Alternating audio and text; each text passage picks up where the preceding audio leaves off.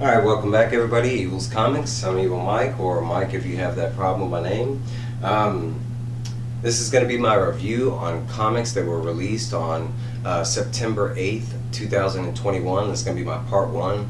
In total, it might be like a three-parter or a two-parter. A lot of these issues, they end up getting single reviews, which most of them I already have out, and a couple more coming.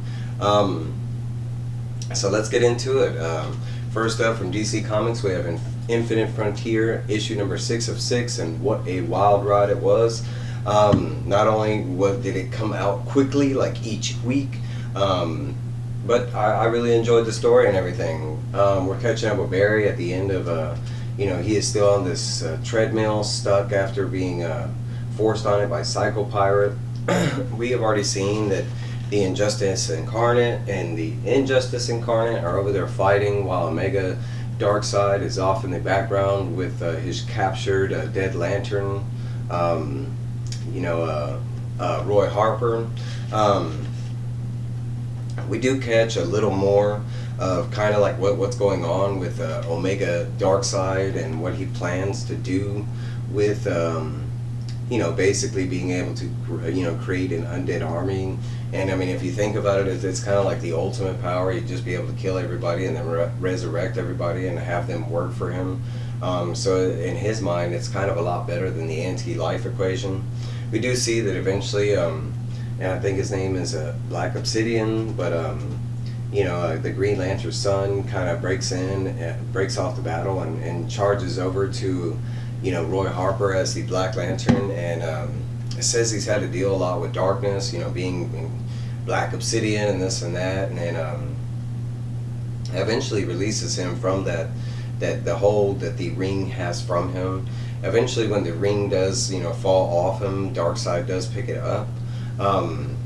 They do show that the rest of the members start breaking off and fighting each individual, like Machine, I think his name is Machine Man or Robot Man or whatever. It was the betrayer in the series, but he kind of goes after Thomas Wayne, saying that his Earth was killed by that Earth, and Thomas Wayne is the last of that Earth left.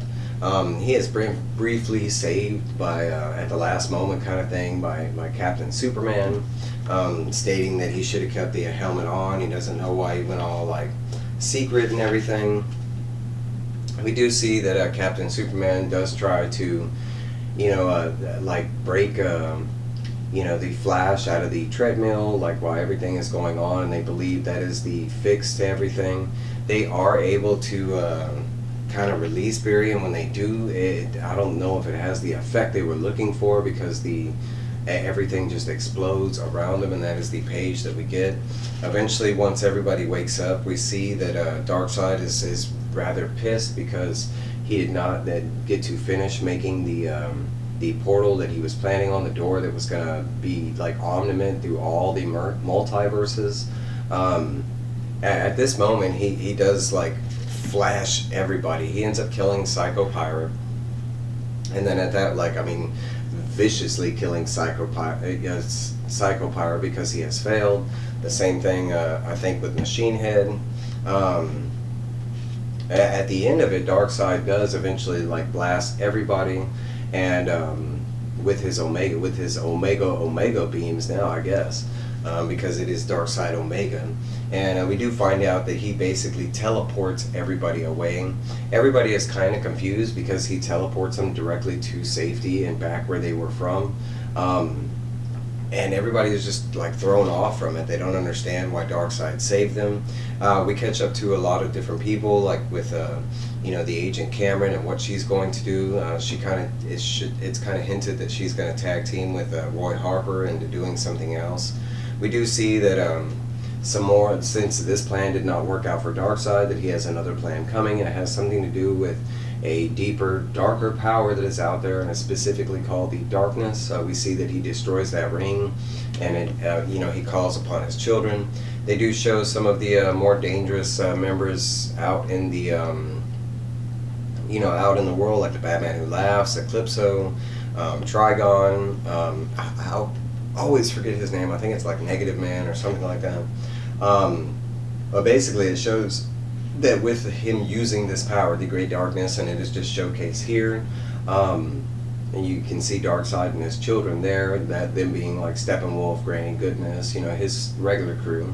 But with him using the Great Darkness, that's what he was talking about. It was going to bring the other baddies to him, and not in a good way. They were probably going to try and take this weapon from him, whatever it may be. We do catch up with an epilogue with Flash, and he is still kind of in the treadmill, and eventually burst out of it. And somehow he awakes in the multiverse too. He has been here, I think, one time before, and it was a lot different when he came here before. This is due to the aftermath of Batman Who Laughs and Wonder Woman. We do see this character named Cherion, who I'm not familiar with, but evidently he is from the first Final Crisis series, I think. But he is reappearing, and he does something to Flash, and this is what I don't understand what he does. It kind of looks like he blasts him, and then it looks like we get like a 70s or 80s versions of Flash. So I don't know if like Flash just got reverted. I know that everybody in this time is aware of all their other different continuities. You know, different. You know, the Batman are aware of that there are other Batman out there now. So I don't know if that just meant that Flash got wiped and he went back, like kind of like a redo kind of thing. And it looks like we might have to find out. I know it does state that the continuation of this is coming in like 2 different parts, and most of them are in 2022. Next up, we got from Marvel, we got Extreme Carnage Toxin #1.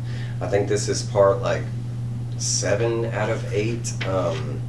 But we are you know, still going on with the attack with you know, of course, Carnage, and he's trying to call all his children back using a message that he is, you know, calling out psychically or through the void, you know, using the Senator.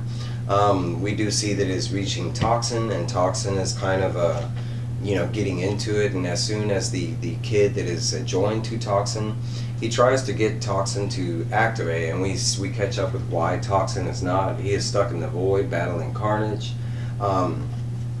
And what a badass little, you know, fight that both of them have. I mean, Carnage clearly has the upper hand in the majority of the fight, you know, calling out Toxin to be weak because he settled with a kid and this kind of thing. And eventually, I mean, Carnage, you know, I mean, it looks like Carnage is going to pull through and defeat, you know, Toxin and take him over. But we do see that Toxin does prevail momentarily, and then, you know, Carnage comes back. Eventually, it looks like he kills Toxin. I mean, he literally decapitates him. We know that the symbiotes don't work that way, that as long as there's like a drop of them left, they still exist.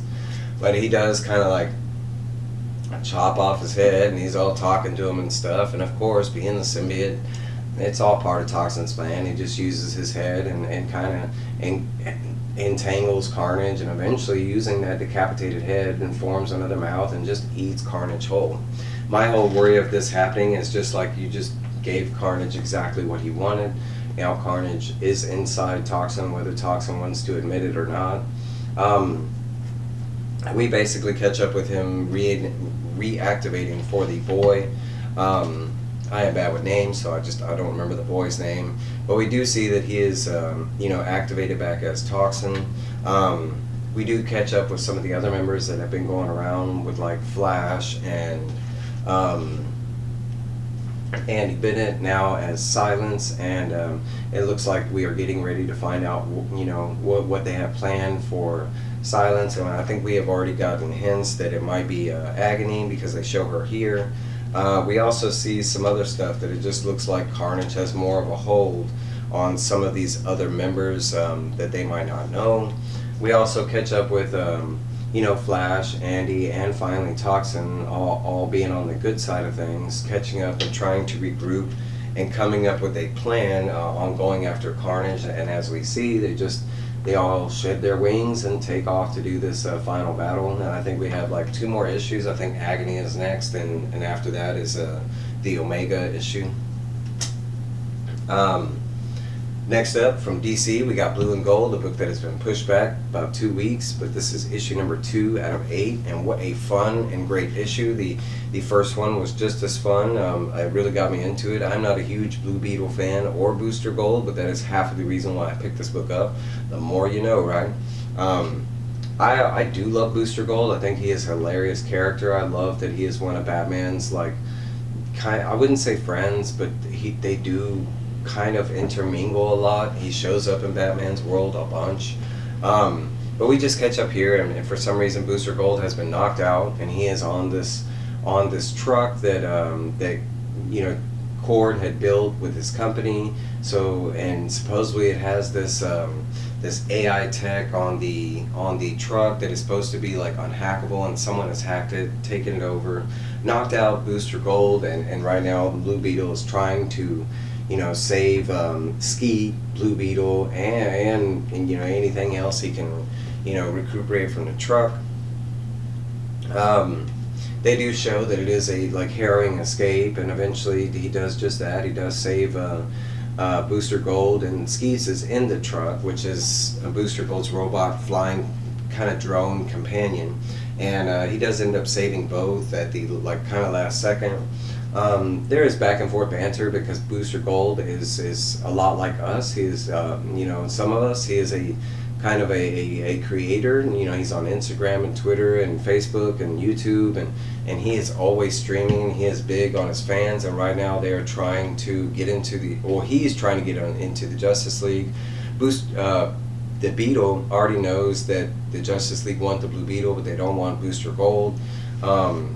And he has not told Booster Gold this, but Booster Gold is still petitioning, trying to, make a superhero name for himself. Not really famous. He doesn't want to be rich. He wants to be able to continue to do his superhero work. They do come up with the great idea of getting, Ted Cord to go back to his company and, see if they will fund their adventures, kind of thing. We do catch up with a lady that is buying a house, and we can see she has some crazy eyes down here. She's not your average lady, but we do see some villainous stuff. The guy requires payment for the house. She doesn't understand what it is, and it looks like she just hypnotizes him and takes the house, kind of thing, and that's all we get from that. We get caught up with the bad guys who've stolen merchandise from that said truck in the first couple of scenes. And Booster and Ted, they basically pop in here, get back all these stolen merchandise, beat up all the crooks, and stream it to show all their fans, just how superhero and cool and that kind of thing they could be, and how much they can help. And but really, when it ties down to it, it kind of boils down to Ted Cord. There was an accident before all that, and it boils down to it was kind of his mistake. The fact that his truck was supposed to be unhackable, and these criminals got it. It plays a bigger part in the main scheme of things. So we do catch up to the next day, and Ted Cord does go back to Cord Industries and tries to get the board to fund Booster Gold and Blue Beetle's ongoing adventures, and at this time basically they tell him no, and then they're making him resign. They are firing him from their company. He's too much of a liability. Not only that, but the tech that he is supposed to be providing the company is not working, hence back with the truck that got hacked. And they are basically just cutting all ties, and it kind of Blue Beetle gets a Instagram hit or DM saying that someone is going live, and sure enough, it is Booster Gold, and he is broadcasting worldwide that him and the Blue Beetle will be starting their own service, a Heroes for Hire, if you will say, but it is completely free because Cord Industries is paying for the whole thing. Booster Gold doing all this, not knowing that they do not have the funding backed by them. Blue Beetle does kind of reach out to Booster Gold and tell him, hey man, we don't have the funding, I'm broke, we need to come up with something else. And being Booster Gold as he is, he's just like, we'll figure it out, and that's kind of one of the reasons I love Booster Gold. Last but not least, we got DC, we got Crush and Lobo, issue number 4 of 8. What a great story. A lot of people said it wasn't enough Lobo and this and that. This book is turning out to be more Lobo than Crush, kind of thing. This all started with Lobo being locked up. He had sent a message to his daughter saying that he wanted to reconnect, but yet it was some foolery. Of course, Lobo, my main man, and he set her up and basically using some kind of skin, tissue thing, and basically the prison that was holding him was set up on DNA, and them being cesarean and being able to alter their DNA, kind of, one of their specialities. Lobo does end up tricking the prison to believe that Crush is Lobo, and Lobo just managed to flee, as they show in that scene that I just showed. We are catching up with Crush, and she is stuck in jail as Lobo, and they are just calling her the new Lobo, and no one seems to notice that she isn't Lobo, including the prison or any of the prison inmates, because all of a sudden prison inmates are attacking her, accusing her of being Lobo, even though they don't realize that it's a girl and it's not her dad. They just go through brief, it's basically her daily routine, and it's set up as a comedy, which is overly funny. I wouldn't say laugh out loud, but it has its merits. The art is stellar enough as it is. If you don't know, there's always some dolphin hilariousness in a Lobo comic, and of course we get a beefed up dolphin out of water, which Crush instantly finds as the weirdest thing that she has ever seen, like how is he still living kind of thing. They catch up with a lot of different stuff, and eventually she does figure out how to escape, and it's not necessarily escape. She does realize that, while being forced to go through the therapy sessions, the same that Lobo was, and Lobo kind of told her that it was because of these therapy sessions that, he got the notion to reconnect with her.